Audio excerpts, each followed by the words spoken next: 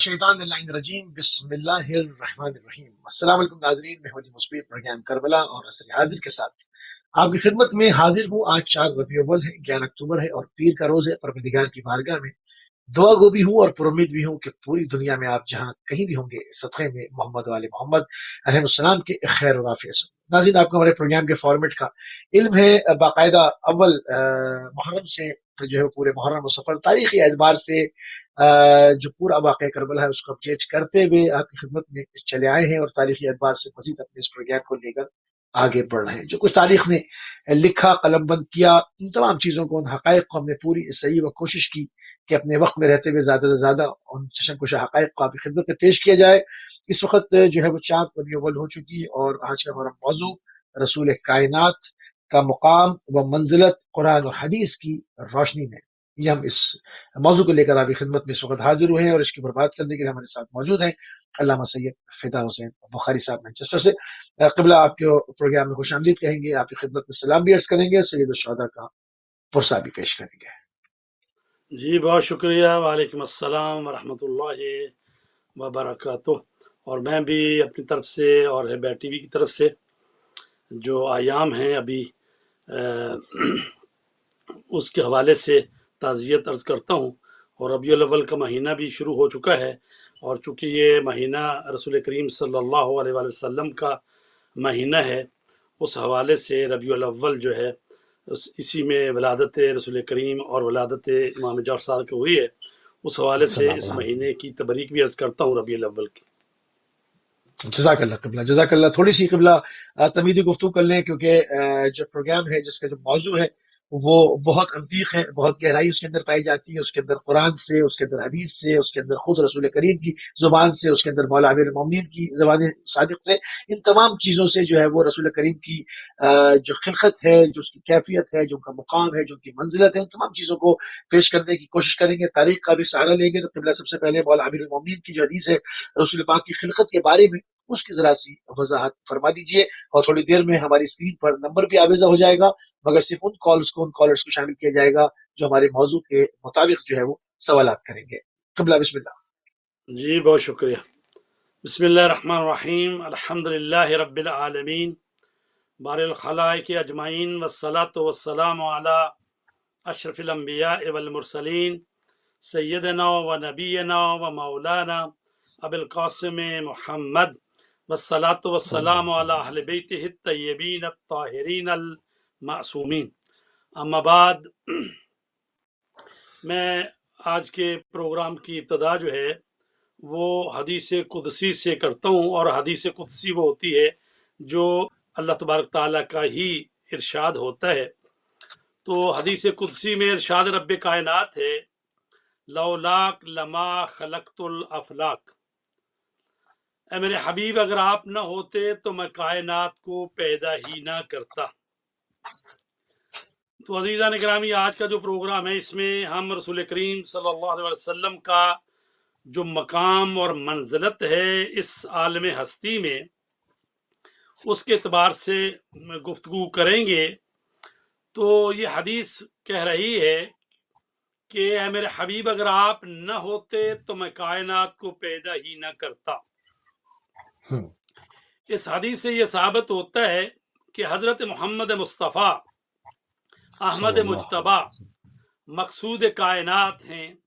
اگر رسول کریم کا وجود مبارک نہ ہوتا تو اللہ تبارک تعالیٰ اس کائنات کو خلق نہ فرماتا۔ تو کائنات کا وجود رسول پاک کے وجود کے مرہون منت ہے، اور یہ کوئی قراردادی اور وضعی بات نہیں، بلکہ تکوینی اور وجود کے اعتبار سے ہے۔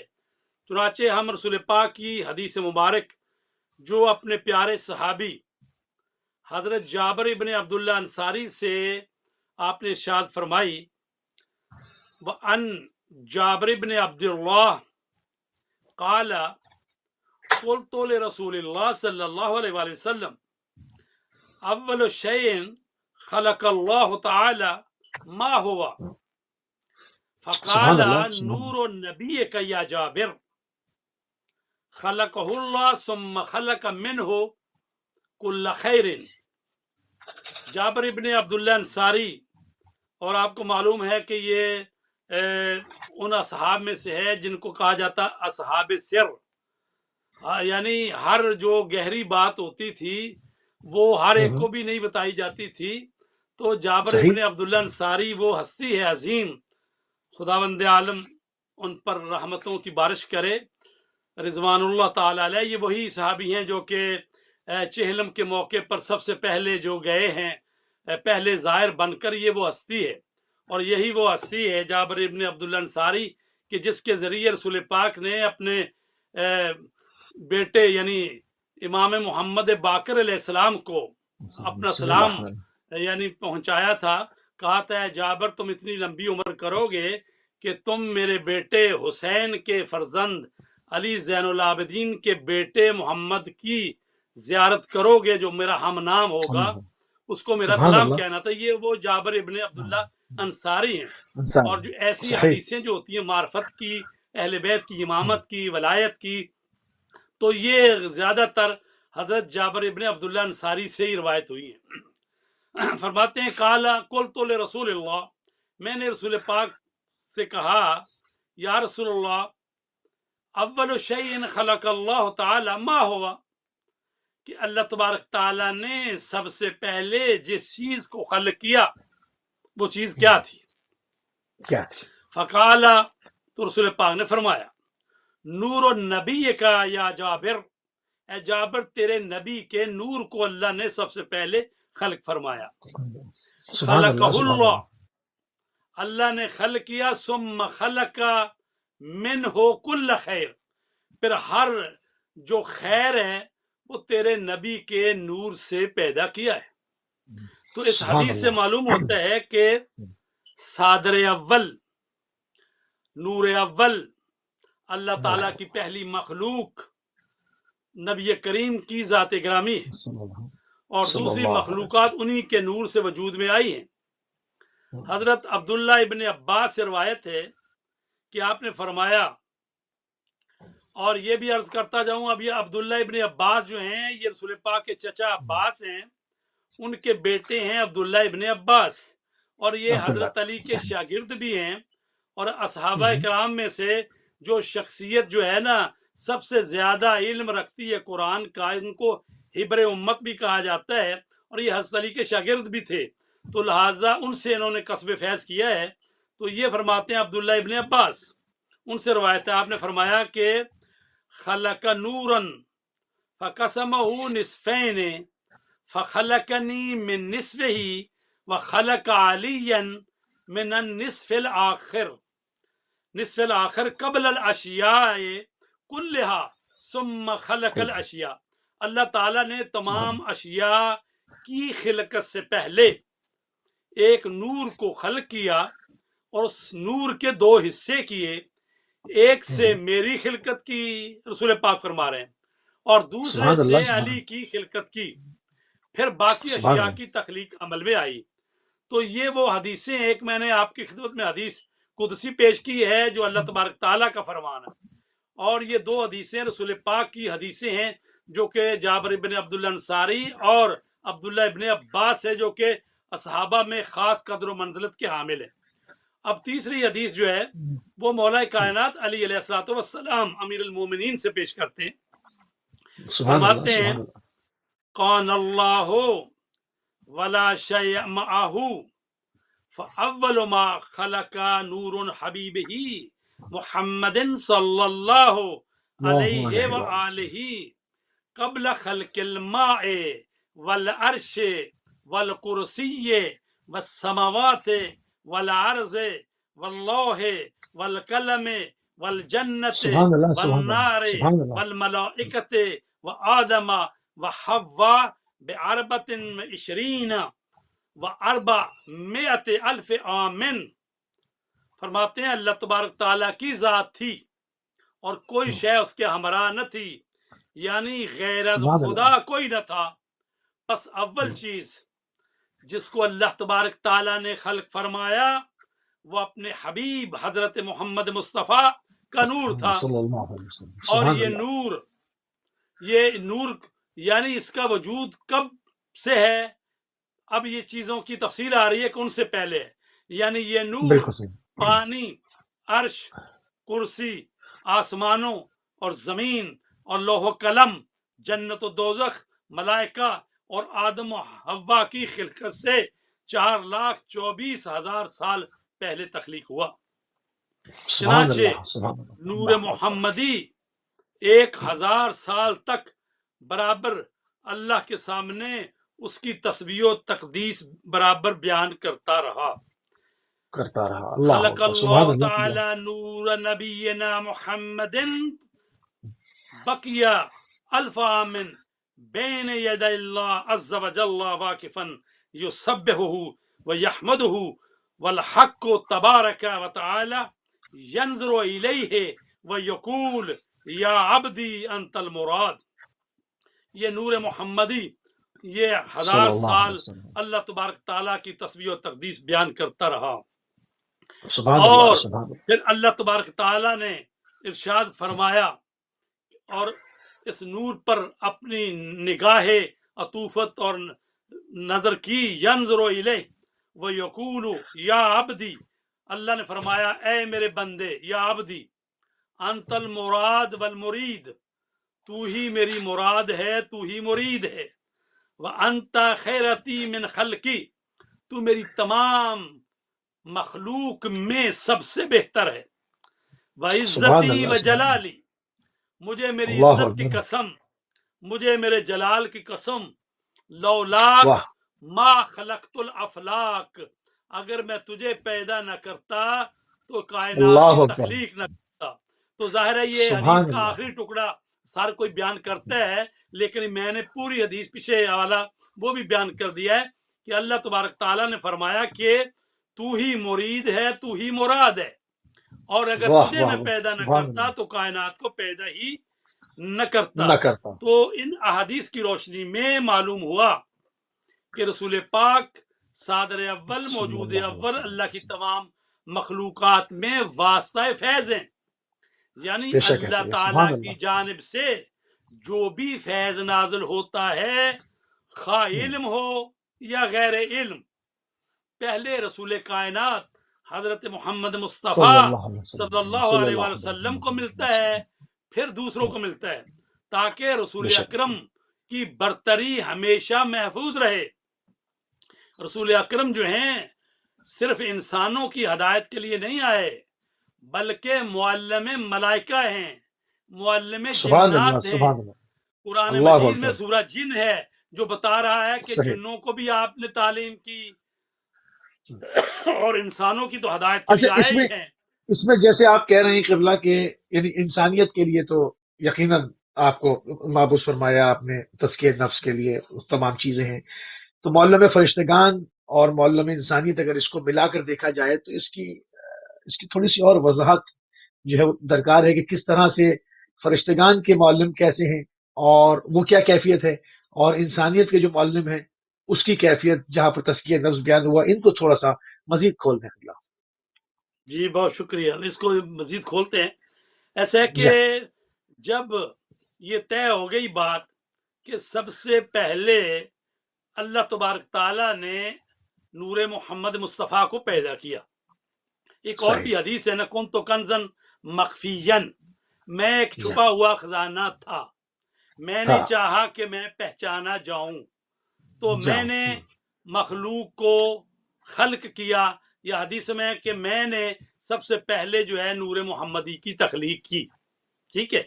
اب جب فرشتوں سے بھی پہلے، جبرائیل سے بھی پہلے، میکائیل سے بھی پہلے، اسرافیل سے بھی پہلے، روح القدس سے بھی پہلے، جب ہر نورانی مخلوق سے بھی پہلے آپ کا نور وجود میں آیا، تو اسی لیے روایات میں ہے کہ جبرائیل جب پیدا کیے گئے اور باقی ملائکہ، تو جب جبرائیل سے پوچھا گیا کہ تو کون ہے اور میں کون ہوں، تو اس وقت اس کو یعنی اس نے ابھی کو چونکہ تعلیم اس طرح سے ہے نہیں، صرف اپنے وجود کی معرفت ہے، اور اتنا معرفت ہے کہ مجھے پیدا کرنے والی ہستی ہے جس نے مجھے پیدا کیا ہے. تو کہنے لگا کہ انا و انتا انتا، میں ہوں اور تو ہے. ٹھیک ہے. تو اس موقع پر جن ہستیوں نے ان کو تعلیم دی وہ رسول پاک اور علی مرتضی ہیں، تو کہا کہ ایسے کہو کہ انت رب الجلیل و انا جبرائیل، یا سبحان دوسری اللہ، روایت میں کہ انا عبد الجلیل انت رب الجلیل، تو میرا رب جلیل ہے اور میں تیرا بندہ ذلیل ہوں۔ تو یہ میں جبرائیل ہوں، تو کس نے سکھایا ملائکہ کو؟ اور میں عرض کروں کہ یہ جو حدیث ہے یہ بہار الانوار جلد نمبر 15 صفحہ نمبر 27-28 پہ ہے، اور اس میں ہے کہ رسول اکرم جو ہیں وہ صرف انسانوں کی ہدایت کے لیے نہیں آئے بلکہ آپ معلم ملائکہ اور معلم جنات بھی ہیں۔ قرآن کریم میں جیسا میں نے عرض کیا سورہ جن ہے اس پر گواہ ہے، اور ملائکہ کو تعلیم دینے کے سلسلے میں رسول پاک کی حدیث ہے، آپ فرماتے ہیں فَسَبَّحْنَا وَسَبَّحَتِ الْمَلَائِكَةُ، ہم نے تسبیح کی تو ملائکہ نے تسبیح کی، یعنی ہمیں دیکھتے گئے، ہمیں سنتے گئے اور تسبیح کرتے گئے۔ فَحَلَّلْنَا فَحَلَّلَتِ الْمَلَائِكَةُ، ہم نے اللہ کی تحلیل کی، یعنی لا الہ الا اللہ کہا، فَحَلَّلَتِ الْمَلَائِكَةُ، تو ملائکہ نے بھی تحلیل یعنی لا الہ الا اللہ کہا۔ وَكَبَّرْنَا فَكَبَّرَتِ الْمَلَائِكَةُ، جب ہم نے اللہ کی کبریائی کی، اللہ اکبر کہا، اس کی بڑائی بیان کی، تو ملائکہ نے بھی تکبیر کہی۔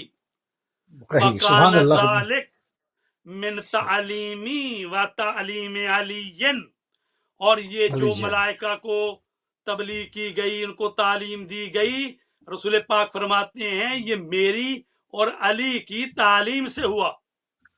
وَكَانَ ذَلِكَ فی علم اللہ السابق، اور یہ اللہ تبارک تعالیٰ کے علم ازلی میں، علم سابق میں یہ چیز تھی کہ ان الملائکۃ تتعلم منا، کہ ملائکہ جو ہیں وہ تسبیح و تحلیل کو ہم سے جو ہے یاد، یعنی ہم سے تعلیم لیں گے، یہ اللہ کے علم میں تھا۔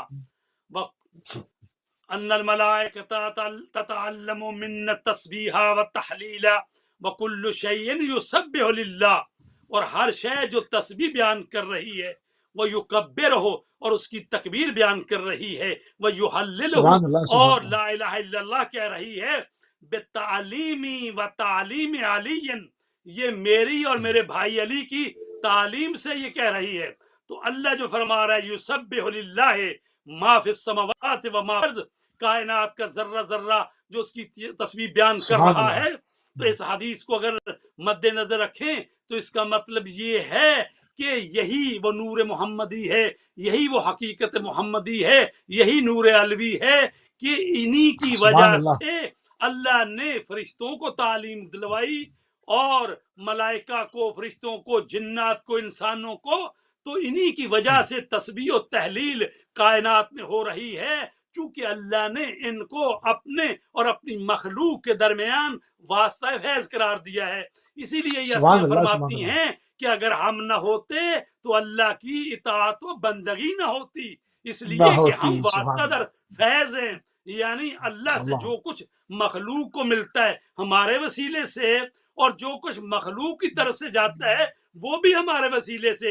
اس لیے کہا جاتا ہے کہ انسانوں کے اعمال جو ہیں وہ وقت کے امام کے سامنے پیش کیے جاتے ہیں، ملائکہ پیش کرتے ہیں، تو سوموار کے دن یا جمعرات کے دن تو امام وقت جو ہے وہ اعمال کو دیکھتے ہیں۔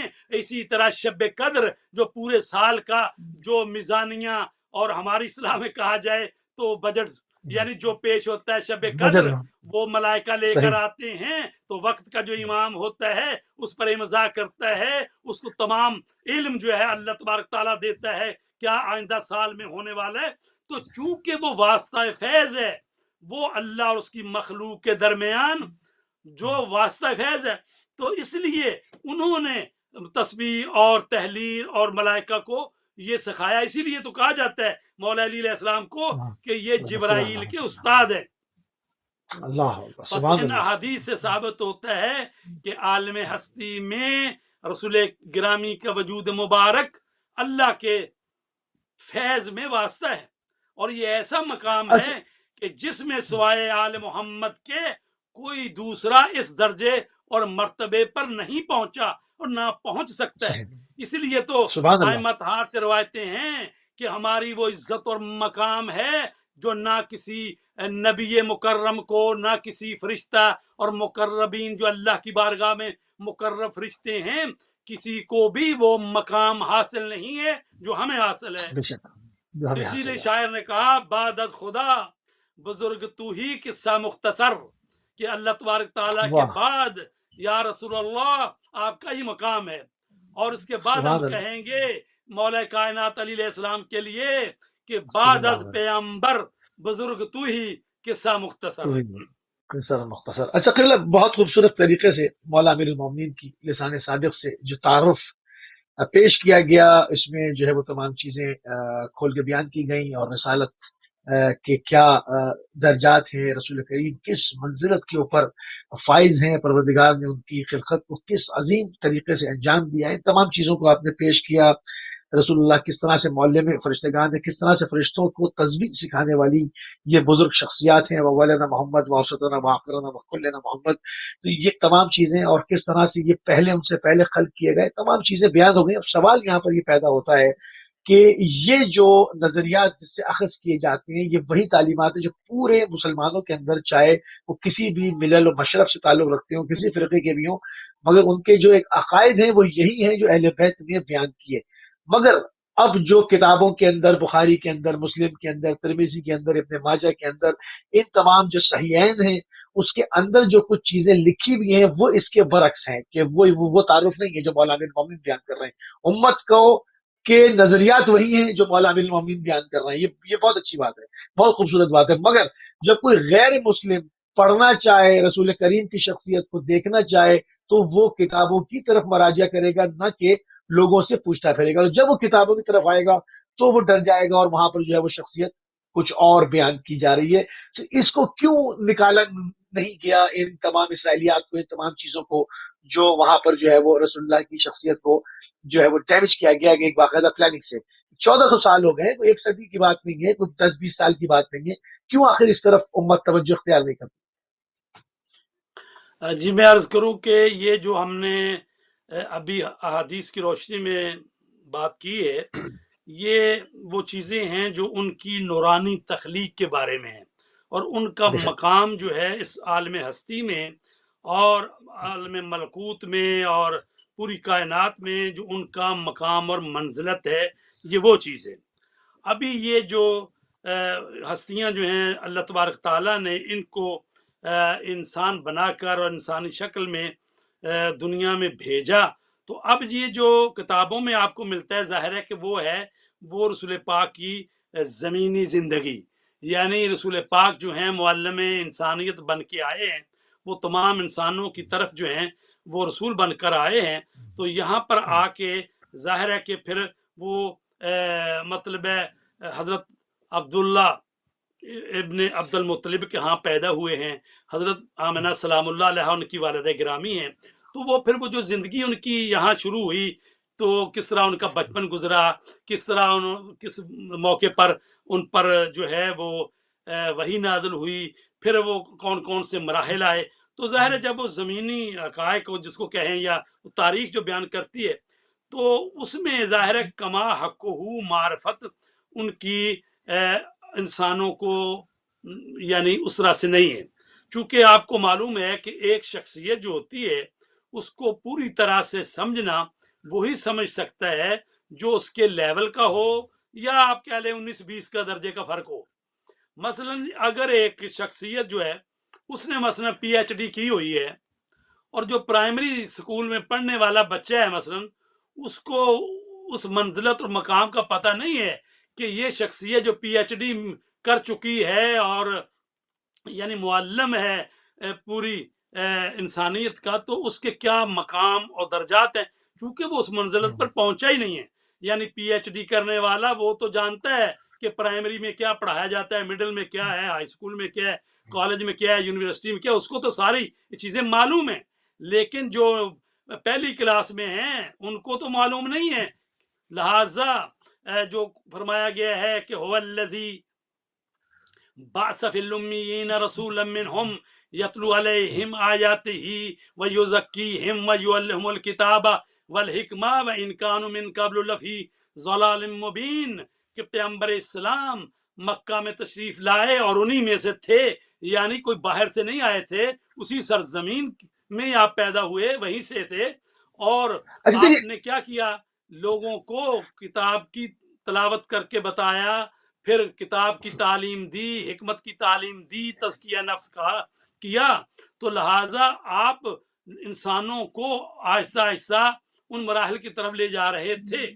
تو دیکھیے ظاہر ہے کہ شخصیت کو نہ سمجھنا، شخصیت جی کو جی نہ یہ سمجھنا قبلہ اور بات ہے، شخصیت کو نہ سمجھنا اور بات ہے، اس کی کم تعریف کرنا اور بات ہے، شخصیت کو ڈیمیج کرنا، جو شخصیت نہیں ہے وہ پیش کرنا، ڈرانا، ان سے لوگوں کو دور رکھنا، ان کا جو ہے وہ ایک عجیب و غریب قسم کی ایک نبوت کو پیش کرنا جو کہ کہیں سے نبوت کا جو ہے وہ لباس لگتا نہیں، اس طرح سے باقاعدہ ایک پلاننگ کے تحت جو اچھا اس کے ضمن میں کچھ دلائل بھی دوں۔ اب سب سے زیادہ زندگی ازواج میں کس نے کی ہے؟ جناب خدیجہ کبریٰ سلام علیہ نے، ان سے چند حدیث، اور جنہوں نے چند مہینوں جن کی زندگی بنتی ہے ان سے ہزاروں حدیث، کچھ ایسے راویان جو کہ مکمل مجہول ہیں، آپ جانتے ہیں عالم دین ہے جو ثقافی ثابت نہیں ہے، ان سے روایات ائمہ اہل بیت، تو اس کے اندر کوئی چند ایک روایات، جناب ابو طالب جو محسن انسان اسلام ہے ان سے چند ایک روایت، باقی نہیں۔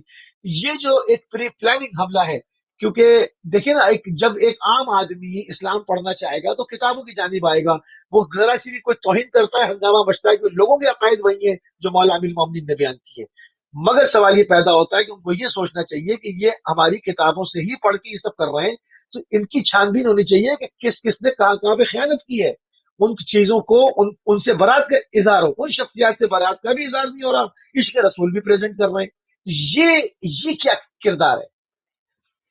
جی میں عرض کروں کہ یہ اس لیے پیش آئی ہے بات کہ رسول پاک کی وفات کے ساتھ ہی بعد جو احادیث تھی ان کو لکھنے پر پابندی لگا دی گئی، اور آپ کو معلوم ہے کہ یہ تقریباً 100 سال تک پابندی لگی رہی ہے کہ رسول پاک کی حدیثوں کو لکھنے نہیں دیا گیا، اور یہ پابندی جو ہے یہ آتے ہی خلیفہ اول اور دوم کے زمانے میں یہ لگی ہے، اور رسول پاک کی حدیثوں کو خود حضرت ابو بکر جو ہیں وہ کہتے ہیں کہ میں نے 500 حدیثیں جمع کی ہوئی تھیں اور میں نے اپنی بیٹی کو دی ہوئی تھی، اور جب انہوں نے یہ طے کر لیا کہ حدیثوں کو نہیں لکھنے دیا جائے گا، چونکہ قرآن مجید جو ہے وہ کلیات بیان کرتے ہیں اور اس کی جو ہے جزیات ترجمانی اور اس کی وضاحت وہ سنت کرتی ہے، اور آپ کو معلوم سبحان ہے اللہ، کہ اتنا بڑا حادثہ اور واقعہ پیش آیا کہ رسول پاک نے جب فرمایا کہ قلم دعات لے کے آؤ میں تمہیں لکھ دوں تاکہ تم گمراہ نہیں ہوگے، تو اس موقع پر کہہ دیا گیا کہ حسبنا کتاب اللہ، ہمیں اللہ کی کتاب کافی ہے، تو گویا رسول پاک کے آخری ایام میں یعنی جمعرات کا یہ واقعہ ہے، رسول پاک سوموار کو یعنی 5 دن بعد ان کی وفات ہوئی ہے، تو اس کا مطلب ہے رسول پاک کے چہرہ اقدس کے سامنے ان کے منہ کے اوپر ہی کہہ دیا گیا کہ جی حسبنا کتاب اللہ، تو اس سے آئندہ جو امت کی ڈائریکشن جو چینج کی گئی کہ ہمیں اللہ کی کتاب کافی ہے، گویا کہ رسول پاک کی سنت کو لینے کا ہمارا کوئی ارادہ نہیں ہے، اور اس پر یہ کیا گیا کہ پابندی لگا دی گئی، اور یہ پابندی جو ہے اچھا آ کے ہٹائی کس نے؟ پابندی کیوں لگائی؟ پابندی کیوں لگائی کیوں گئی؟ کیا خوف تھا؟ حدیثیں تو بیان کرنی چاہیے تھی، کھول کھول جی کے میں بیان اس کی کرنی طرف چاہیے بھی تھی۔ آتا ہوں، جا یعنی جو پابندی ہٹائی 99 میں عمر ابن عبدالعزیز جو ہے یہ بنی امیہ میں خلیفہ بنسبت جو ہے بہتر اور نیک تھا، تو اس نے یہ کام کیا کہ ایک تو باغ فدق واپس کیا، دوسرا حضرت علی علیہ السلام پر سب و شتم ہوتا تھا، اس نے آرڈیننس جاری کیا کہ اس کو ختم کیا جائے، تیسرا کام اس نے یہ کہا کہ اس نے کہا حدیثوں کو لکھا جائے، یہ ہماری دین کی بنیاد ہے، تو یہی ضائع ہو رہی ہے، لوگ جو جن کے پاس حدیثیں وہ مر رہے ہیں یا جنگوں میں مارے گئے ہیں، تو لہٰذا اس کو لکھا جائے جتنی جلدی ہو، لیکن چونکہ وہ بھی 99 میں آیا اور 101 ہجری میں اس کو زہر دے کے مار دیا گیا، چونکہ رائل فیملی جو ہے बनी उमैया की, वो देख रहे थे कि ये हमें किस जिगर पे लेके जा रहा है, ये तो ये तो वापस हमें बर्बाद कर देगा, तो लिहाजा उसको भी खत्म कर दिया। और वो चलो बागे फदक तो वापस हुआ, और फिर अगली हुकूमत आ गई तो उसने फिर वापस ले लिया। और ये जो हदीसों पर पाबंदी लगी हुई थी वो भी उस तरह से करते करते तो पहली जो किताब हदीस की आई है वो तकरीबन जो है वो 140-42 के बाद आई है, जबकि जो दूसरी हुकूमत बनी अब्बास की आई और उनके कहने पर जो हदीस की किताब मोता इमाम मालिक लिखी गई तो 132 हिजरी में उनकी हुकूमत आई है, उनके कहने पर हदीस की किताब लिखी गई। तो मैं अर्ज कर रहा हूं कि यानी इल्म जो है, जो रसूल पाक की हदीसें थी, जो कुरान मजीद की वजाहत करने वाली, अहले बैत की अजमत बयान करने वाली, तो चूंकि सियासत ये की गई कि अगर ये इनको अभी लिखेंगे तो फिर ये है कि अहले बैत की वो अजमत और इज्जत वाली भी हदीसें आएंगी, वो बाकी सारी चीजें आएंगी। तो लिहाजा तयशुदा प्लान के तहत कहा गया जनाब कि पहली कौमें जो हैं वो अपनी किताबों में तहरीफ कर देती थी, वो अपने नबियों की बातों को ज्यादा नुमाया करती थी, असल किताब पीछे रह जाती। ये ऐसे बाद में तौजीह की गई है। वाइल्ला उस वक्त जो भी गवर्नर बना के भेजा जाता था सूबों में, तो खलीफा दोम जब उनको भेजने लगते थे तो उनको ताकीद करते थे कि लोगों को हदीसें ना सुनाना, लोगों को लगे रहने दे कुरान मजीद में पढ़ते पढ़ाते रहे, और आपने हदीसें बयान नहीं करनी।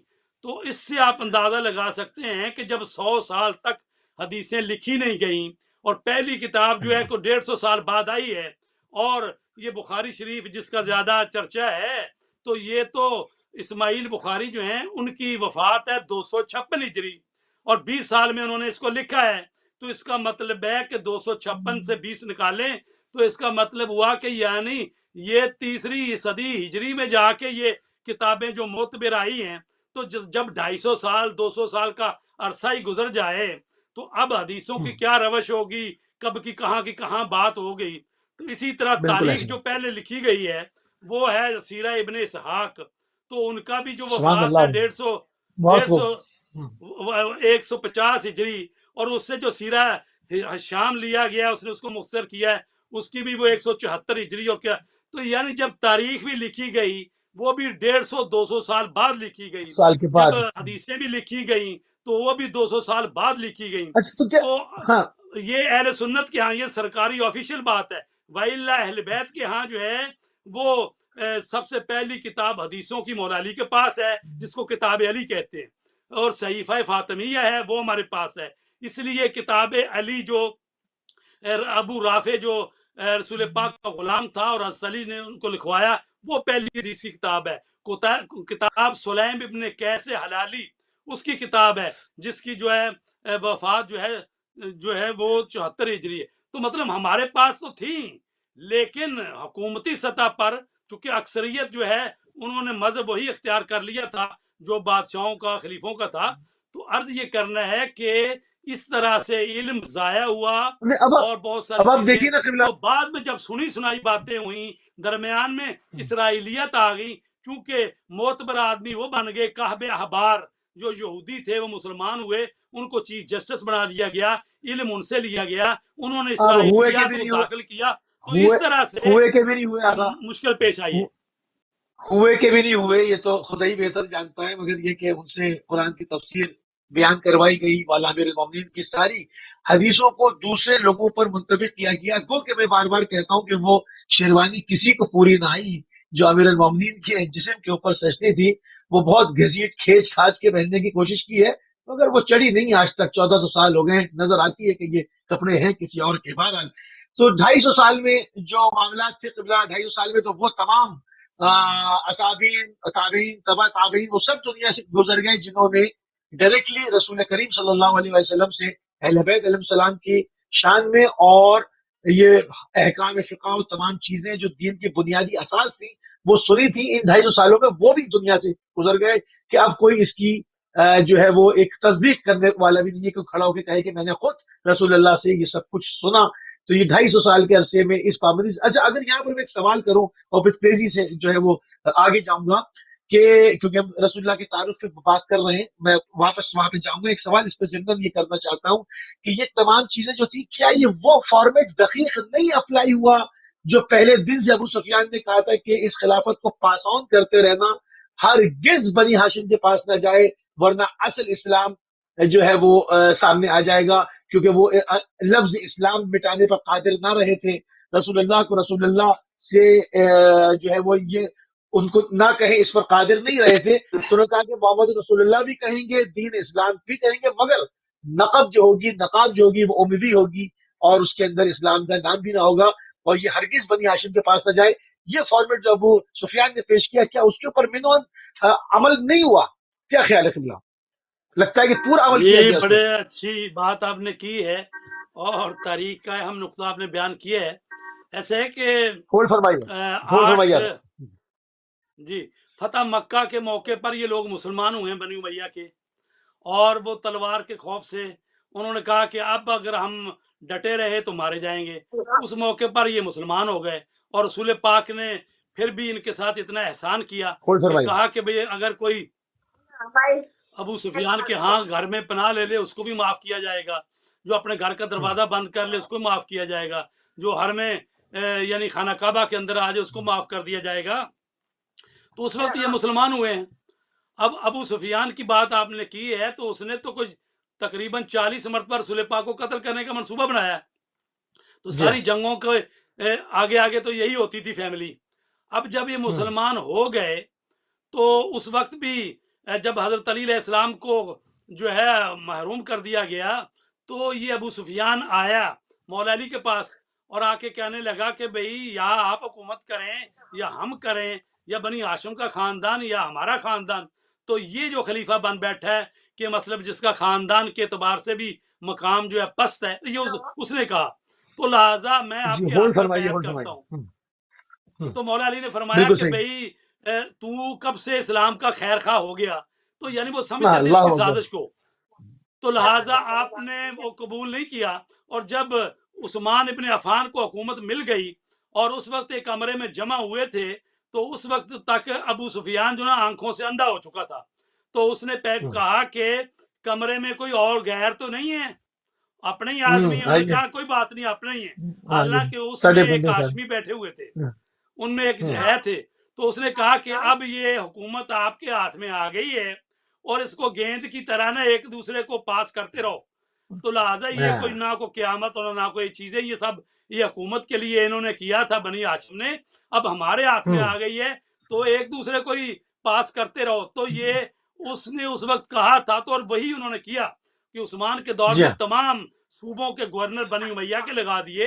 اور بالکل ایسے. ظاہر ہے کہ وہ ان کے نتیجے میں عثمان کو قتل ہو گئے اور مولا علی کی حکومت آئی اور پھر معاویہ جو ہے ان کے سامنے اکڑ گیا. اور کس طرح سے تو اسلام کا اصل نقصان جو کیا ہے اسی فیملی نے کیا ہے، بنی امیہ نے. اسی لیے قرآن نے ان کو بالکل کہا صحیح. گیا ہے کہ یہ شجرہ ملعونہ ہے.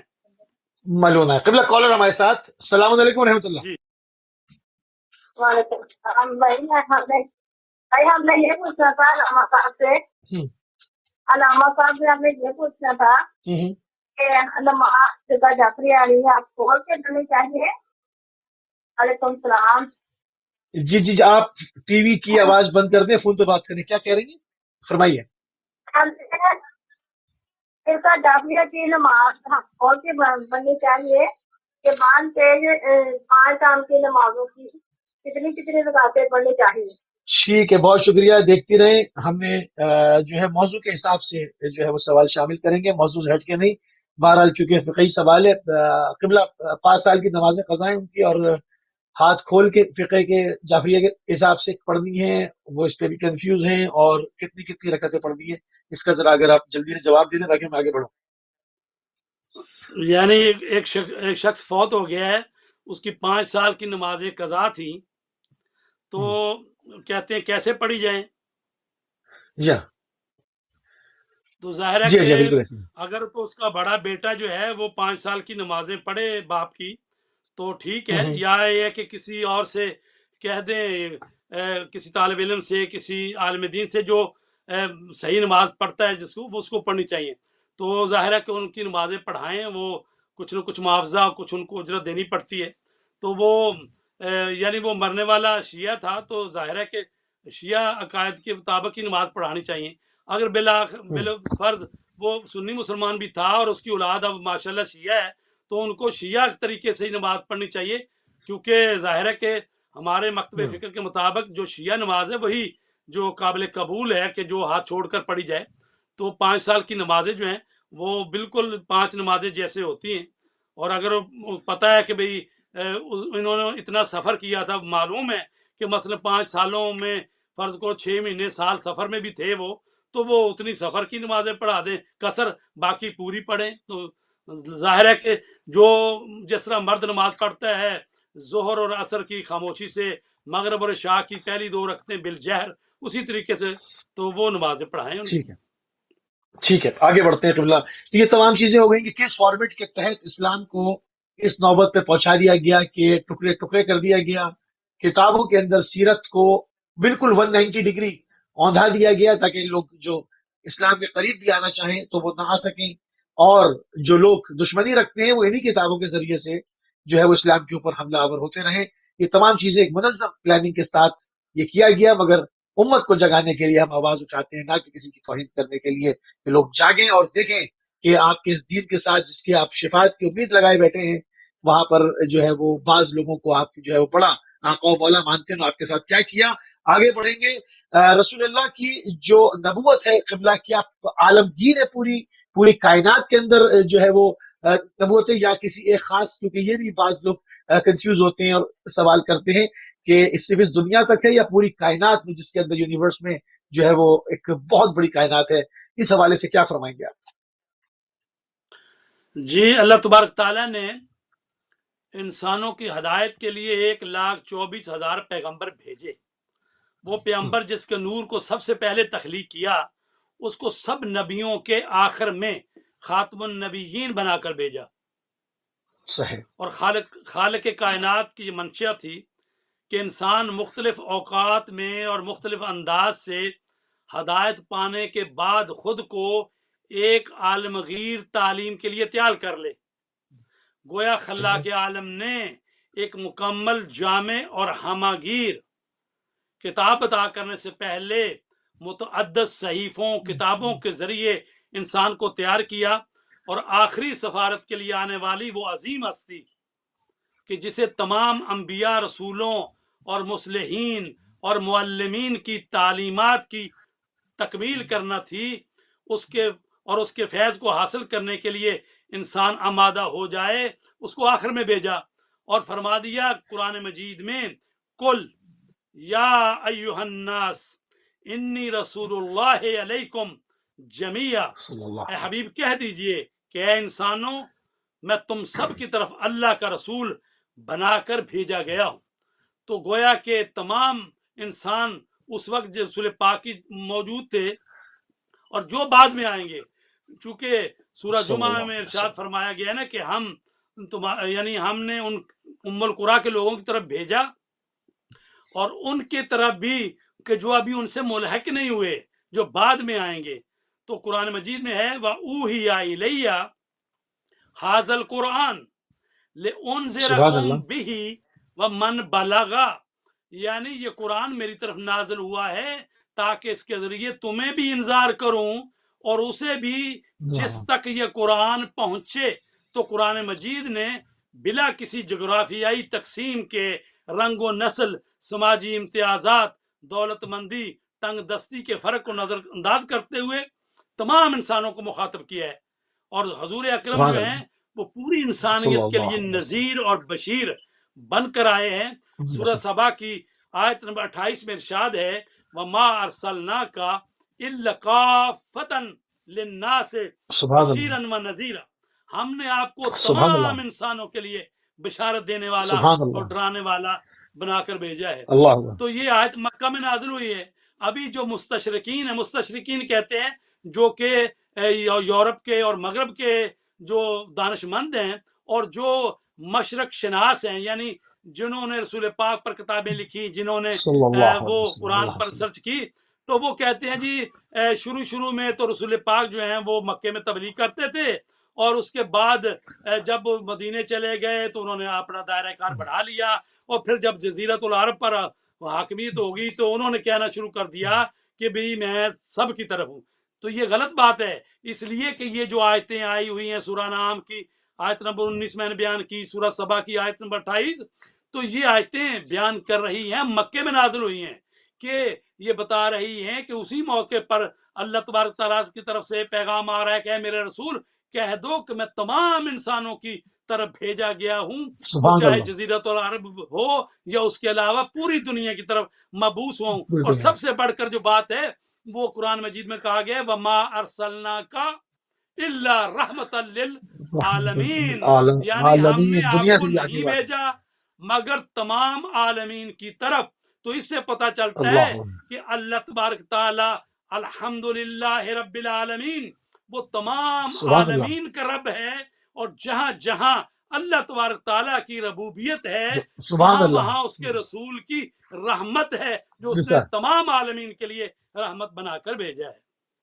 سبحان اللہ قبلہ، سبحان اللہ۔ اور تھوڑا سا ہمارے پاس تقریباً 5-6 منٹ مزید اور ہیں، 6-7 منٹ۔ گزشتہ انبیاء اور آسمانی جو صحیفے ہیں، صحائف آسمانی کے اندر رسول اللہ کا ذکر کس طرح سے کیا گیا ہے؟ کیونکہ کہا یہ جاتا ہے کہ مختلف ناموں کے ساتھ ہر نبی کو آپ کی بشارت دی گئی، ہر آسمانی صحیفے کے اندر آپ کا تعارف کرایا گیا اور ان کو رسول اللہ صلی اللہ علیہ وآلہ وسلم کا انتظار کرنے کا حکم دیا گیا۔ اس کو تھوڑا سا کھول کے بیان فرمائیے اللہ۔ جی وقت میرا خیال ہے آپ کے پاس 5 منٹ ہی ہے، جی ہاں، تو خود یہ موضوع بڑا ہے، تو چلے بڑا مختصر ہے، اجمالی طور پر تو میں عرض جی کروں کہ اجمالی خود طور پر، سورہ آل عمران میں آیت ہے جس میں فرمایا گیا ہے کہ ہم نے تمام نبیوں سے میثاق لیا کہ جب ہمارے رسول آئیں تو ان پر ایمان بھی لانا ہے، ان کی نصرت بھی کرنی ہے، ان کی مدد بھی کرنی ہے۔ تو قرآن مجید کی کچھ آیات ہیں اس بات کی طرف توجہ دلاتی ہیں کہ رسول اکرم کا ذکر تورات انجیل میں آیا صلی ہے، اللہ، اور یہود و نصارہ رسول اکرم کو اس طرح پہچانتے ہیں کہ جس طرح وہ اپنی اولادوں کو پہچانتے ہیں۔ تو اس سلسلے واہ، میں چند آیات قرآنی ہیں، الذین آتیناہم الکتاب یعرفونہ کما یعرفون ابناءہم وان فریقا منہم لیکتمون الحق وہم یعلمون۔ جن لوگوں کو ہم نے کتاب دی ہے وہ اس رسول کو اس طرح پہچانتے ہیں جس طرح اپنی اولاد کو پہچانتے ہیں، اور ان میں سے سبحان اللہ، ایک گروہ جان بوجھ کر حق چھپا رہا ہے حالانکہ وہ اس سے بخوبی آگاہ ہیں۔ اور اسی طرح آگاہ ہے، فرمایا کہ الذین یتبعون الرسول النبی الامی الذی یجدونہ مکتوبا عندہم فی التوراۃ والانجیل۔ جو لوگ اس رسول کی پیروی کرتے ہیں جو نبی امی کہلاتے ہیں، جن کا ذکر وہ اپنے ہاں تورات میں بھی اور انجیل میں بھی لکھا سبحان ہوا اللہ، پاتے ہیں۔ پاتے قرآن ہیں، مجید نے رسول پاک کے متعلق حضرت عیسیٰ ابن مریم کی بشارت کا ذکر کیا ہے، فرماتے ہیں وَإِذْ قَالَ عِیسیٰ ابْنُ مَرْیَمَ یا بنی اسرائیل انی رسول اللہ علیکم صلی اللہ مصدقا علیہ وسلم، لما بین یدی من التوراۃ ومبشرا برسول یاتی من بعدی اسمہ احمد۔ اور جب عیسیٰ ابن مریم نے کہا اے بنی اسرائیل میں تمہاری طرف اللہ کا رسول ہوں اور اپنے سے پہلے کی کتاب تورات کی تصدیق کرتا ہوں اور اپنے بعد آنے والے رسول کی بشارت دیتا ہوں جن کا نام صحیح، احمد ہے، تو لہذا نمد ہے، یہ آخری رسول رسولوں کی کڑیوں میں رسول پاک سے پہلے حضرت عیسیٰ ہیں، اور وہ کہہ رہے ہیں کہ میں تورات کی بھی تصدیق کر رہا ہوں جو حضرت موسیٰ پر نازل ہوئی، کیونکہ ان پر تو انجیل نازل ہوئی ہے نا، تو کہہ رہے ہیں کہ میرے بعد جو نبی آ رہے ہیں اس کی بھی بشارت دے رہا ہوں، اور ان کا نام احمد ہوگا، تو نام بھی بتا رہے ہیں۔ تو لہٰذا احمد جو نام ہے تو وہ حضرت عیسیٰ علیہ السلام نے بتا دیا، اور رسول اکرم کا نام مبارک احمد صراحت کے ساتھ بیان ہے، اور احمد کے معنی ہیں بہت تعریف کیا گیا، اگرچہ بعد میں سبحان اللہ، عیسائی علماء نے انجیل میں اس نام کے وصفی معنی بیان کیے ہیں، چونکہ ان کے ہاں جو ہے نا ایک لفظ آیا ہے فارکلیتا، چونکہ میں نے کہا فاقلیتا، کہ تھوڑا اس پر وقت لگے گا اگر میں اس کو سمجھا سکوں، تو یہ ان میں جو आया लफ्ज फार कलीता, और उसका भी माना यही बनता गया है कि जिसकी तारीफ की गई है, और अहमद का माना भी है जिसकी तारीफ की गई है, हमद से है, और मोहम्मद का भी माना ये है कि वो जिसकी तारीफ की गई है। तो लिहाजा उन्होंने हजरत ईसा अलैहिस्सलाम के मुतल्लक जो अंजील में है कि अरबी ज़बान में जो अंजील है उसमें तर्जमा जो किया है उसमें है काला ईसा सोफा यजीओ फार कलीता बादी, हज़रत ईसा ने फरमाया मेरे बाद फार कलीता आएंगे। तो ये फार कलीता के माने क्या हैं? फार कलीता का माना है इब्रानी ज़बान में कि बहुत तारीफ किया गया, और यही माने रसूल पाक के नाम अहमद और मोहम्मद के बनते हैं। लेकिन अब जो तर्जमे सरयानी से इब्रानी या अरबी में हुए हैं उनमें वस्फी माना किए गए हैं, और वो मुख्तलिफ हैं। जैसे कि देखो मौला अली का नाम अली है, तो जब हम कहें जा अलीयुन तो मतलब बनता है कि अली आए, ये नहीं कि जा अलीयुन बुलंद मर्तबा आए, ये वस्फी माने हैं। तो जब एक जात का नाम रखा गया है एक अहमद, तो अब जो माने किए गए हैं कि जी उन्होंने कहा मेरे बाद आएगा तसल्ली दहिंदा, और उर्दू में कर दिया गया माना मददगार, और अंग्रेजी में माना कर दिया गया एडवोकेट। यानी कहा गया है कि मेरे बाद एक तसल्ली दहिंदा आएगा, मददगार आएगा। तो वो माने जो है ना वो नहीं किए गए कि भी मेरे बाद अहमद आएंगे। कुरान ने कह दिया कि हज़रत ईसा ने ये उनसे कहा गया था। तो लिहाजा जी जी बिल्कुल जारी रखें। 30 सेकंड जी 30 सेकंड खत्म हो गया था जी। तो अंजील यूहन्ना बाब नंबर 14 है, जुमला नंबर 16 है को अरबी में इस तरह लिखा गया है व आना अतलबो मिनल अब अन यब असा फार कलीता इलैकुम कयकुन मअकुम दाइमन। और ये अरबी जुबान में जो इंजील का तर्जुमा हुआ है ना उसमें ये अरबी इस तरह लिखी गई है, और अंग्रेजी में यूं बयान किया गया है I will ask the father and he will give you an another to be your advocate who will be with you forever। जबकि इसी जुमले को उर्दू इंजील जो अनारकली लाहौर से छपी है उसमें दर्ज किया गया है कि अगर तुम मुझसे मोहब्बत रखते हो तो मेरे हुक्मों पर अमल करोगे, और मैं बाप से दरखास्त करूंगा कि वो तुम्हें दूसरा मददगार बख्शेगा कि अब तक तुम्हारे साथ रहेगा। तो ये हजरत ईसा कह रहे हैं, इंजील में अब भी मौजूद है ये, यानी मैंने उसका हवाला दिया है कि वो कह रहे हैं कि मैं जी ये एक मुस्तकिल मौजू है। इंशाल्लाह चूंकि इस वक्त टाइम खत्म हो गया बल्कि एक्सीड कर गया, इस पर एक मुस्तकिल एक प्रोग्राम करेंगे। बहुत ही दिलचस्प मौजू है और लोगों की काफी हिदायत का सबब बनेगा। हम इंतहाई मशकूर और ममनून क़िबला आपकी, आपने एक मरतबा फिर अपना कीमती टाइम अहले बैत टीवी को दिया। नाज़रीन आप समाअत फरमा रहे थे अल्लामा सैयद फिदा हुसैन बुखारी साहब को मुकाम व मंज़िलत रसूल खुदा सल्लल्लाहु अलैहि वसल्लम के ऊपर हमारी गुफ्तगू हुई मुख्तलिफ जहतों के साथ। हमारे प्रोग्राम का टाइम तमाम हुआ। हमारी और आपकी मुलाकात कल